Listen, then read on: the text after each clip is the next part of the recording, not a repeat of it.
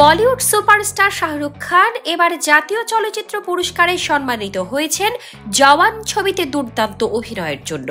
দীর্ঘ ৩৩ বছরের কর্মজীবনে এই প্রথমবার ভারতের সবচেয়ে মর্যাদাপূর্ণ এই পুরস্কার নিজের করে নিলেন তিনি। শাহরুখের এই অর্জনে ভক্তরা যেমন উচ্ছ্বসিত, তেমনি বলিউডের সহকর্মীরাও সামাজিক যোগাযোগ মাধ্যমে তাকে শুভেচ্ছা জানাতে ভোলেননি। তবে প্রশংসার ভিড়ে একদল মানুষ পুরস্কার প্রাপ্তি নিয়ে প্রশ্ন তুলে বিতর্কের সূচনা করেছে।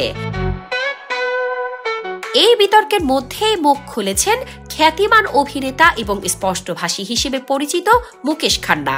এক সাক্ষাৎকারে তিনি বলেন, যারা বলছেন শাহরুখের এই ছবির জন্য নয়, বরং স্বদেশের মতো ছবির জন্য জাতীয় পুরস্কার পাওয়া উচিত ছিল, তাদের মনে রাখা উচিত এআর রহমানও তো রোজা বা তালের জন্য নয়, বরং জয় হো গানটির জন্য অস্কার পেয়েছিলেন।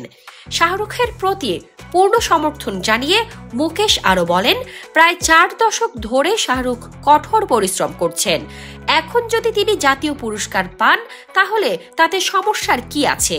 শুধু মুকেশ খান্না নন, বলিউডের অনেকেই শাহরুখের পাশে দাঁড়িয়ে তার সাফল্য উদযাপন করছেন। অন্যদিকে পুরস্কার নিয়ে অসন্তোষ প্রকাশ করেছেন মালায়ালাম অভিনেত্রী উর্বশী। তিনি মনে করেন, জওয়ান নয়, বিজয় রাঘবনের পারফরমেন্সই ছিল সেরা অভিনেতার পুরস্কার পাওয়ার যোগ্য।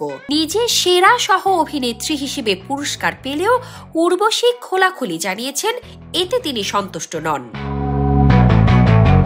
শামশাদ শাহনীন, দৈনিক আওয়ার বাংলাদেশ।